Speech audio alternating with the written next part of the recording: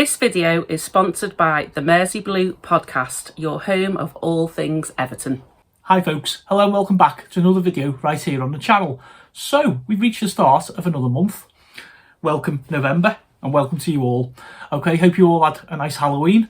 So first video of the month is our retro feature, and for the next 2 months I'm going to be giving you a couple of special one-offs ahead of a new retro series next year. Okay, so those of you who are returning folks, you'll probably know, and more so the retro fans amongst you, that I have covered all of my retro mini machines over the course of the last sort of 12 months.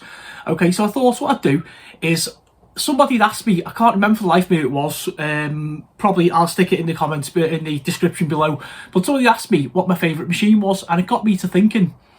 And I thought, you know what, that would actually make a nice little filler video, okay, as we all, as content creators, do towards the end of the year before resetting our new schedules, or at least this one does, okay? So what I've done, I've gone away, I've had a little play with my machines, I've come back and I've made my top 5 for you, okay? So what won't be on this will be the Commodore 64 Mini, the PlayStation Mini, both for separate reasons. Honourable mentions all the same, but I'm doing my top 5, okay? So what I've done, I've got the machines out to show you all, quick recap, and I've made a little list in front of me here, because obviously at age 51, I know I only look 25, but the old memory doesn't quite keep as it does, so we need lists. Wayne, you'll know what I mean, mate. Okay, so without further ado, let's start off then. Okay, so in position number 5 is the PC Engine Core Graphics Mini.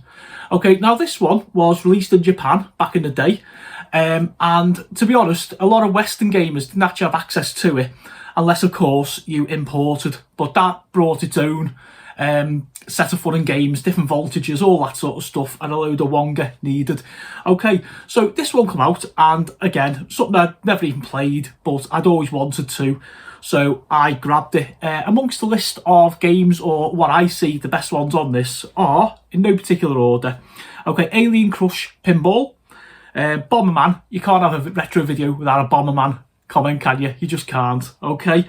Gradius, Dungeon Explorer, R-Type, and of course, with Halloween just being gone, Splatterhouse.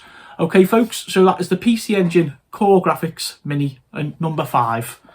My number 4, and I did struggle between 5 and 4, I'll be honest, okay, is the NeoGeo Mini. Okay, now this one, as you can see, is quite unique. Again, with all these, please feel free to go back in the back catalogue and have a look at these separate videos. But it's basically modelled like a little arcade machine from SNK, who did have quite a good, arcade repertoire before bringing this machine, and indeed the home machines out. Okay, so this was a chance, a little bit like the PC Engine, to get hold of a machine I'd never ever played before, and these things, not these things, the actual machines themselves, not this Mini, they still are, even on a collector's market now, expensive. I mean, to give you like a price comparison, you'd have like a Mega Drive for about £129. These things would be like sort of around about £600. Games for a Mega Drive would have been about £40–50, and believe it or not, the games for the Neo Geo were £200 upwards. They were arcade quality, arcade perfection. So again, to get hold of this, and certainly these games, was just, it was no brainer. I mean, you can take this with you, this is portable, but you can also hook it up to your TV and play it normally, like other consoles. So yeah, kudos to this. Okay, and I'm just going to go through not so much individual games, but franchises that are on this, because anyone who knows anything about Neo Geo knows some of the top franchises arrived on this machine. Okay, so no particular order again. The Metal Slug games, Art of Fighting games, Super Sidekicks, the King of Fighters games, and of course Samurai Showdown, and also the Mark of the Wolves. There's a Garou Mark of the Wolves. So predominantly one for your arcade players, but I mean, great little machine. Pull it out with your friends around and just play some classic fighters. So the top 3 was easier to sort with a little bit of soul searching. Okay, so in number 3 is the NES Mini. Okay, so this little beauty, Nintendo Entertainment system arrived on our shores towards the back end of the 80s, when everyone was still sort of playing computer games and probably moving on to things like the ST and Amiga, moving away from the 8-bits. I had one of these, and they were like, they were massive. They were like kind of door stops almost. You think about maybe not the size and weight of an Xbox, original Xbox, but they were there. You can still get them now again on the collector's market, but there is some functionality problems with them. But hey, you know, time, like all of us, you know, moves on and we're all getting older. So this was released, I think it's probably first out of most of the minis that I got, and I just seen it and I was like, yeah, I've got to have it just for those retro memories. Okay, so I'm going to start reeling off some of the games here, guys, and most of you would have played these, certainly you older gamers or big retro gaming fans. Okay, so Donkey Kong, Excite Bike, Galaga, Super Mario Brothers 3. You've got all the Mario Brothers ones on here, but I'm going to say 3 being the pinnacle of that collection. The first, Legend of Zelda, Metroid and Contra, amongst others. I say, video in the back catalogue, guys. Just search back through for a better look at this one. Now, number 2 and number 1 were really hard, because when I reel off the games and give you the reasons why, you're going to see. Okay, so in position number 2, by narrowest of margins, okay, is the Super Nintendo Classic Mini. Again, videos, like I said, and all of these are available in the back catalogue. So this was the NES's big brother, the Super Nintendo Entertainment System, and in the lineage of these consoles, the mini consoles, this was next to be released. Obviously, Nintendo has seen a hole in the market. The NES Classic had been like sold out, and you had scalpers on eBay all over the show selling the stupid prices. If you're one of them people, stop it. Okay, it really winds me up. Let gamers get hold of machines and let gamers play games, you know what I mean? No need for that naughty stuff. Rant over. Okay, so the SNES Mini, I grabbed this second, okay? And it's also, ironically, like I say, number 2 in the position in this little chart.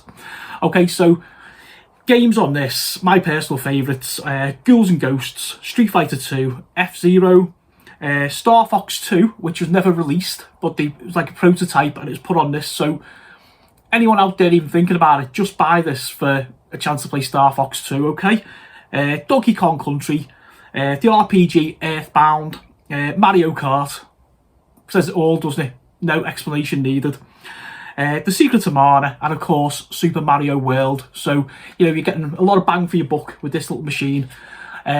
So now I think I've played my hand. I think everyone who knows me knows what's going to be number 1. My favourite console of all time, and second it was announced, is pre-ordered on Amazon. It is the Mega Drive Mini. Okay, so many reasons to want to own this. I had this console back in the day and I absolutely loved it. I really did. I mean, the thing I'd say about this is the SNES Mini has all the big hitters on it, in my opinion. The Mega Drive Mini, not so, but it's the nostalgia factor, and the games I'm going to reel off are games that I love anyway. There's some stuff that is actually missing on it, more so some of the big EA Sports titles, but I suppose with time and with licensing and that kind of thing, you know, you can't win them all, can you? Okay, so the games I really love on this machine, 2 Jam and Earl. Anybody else fans?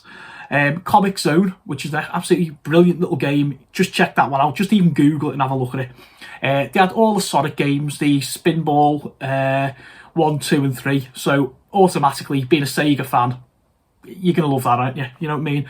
One of my favourite games of all time, Mickey Mouse and the Castle Illusion.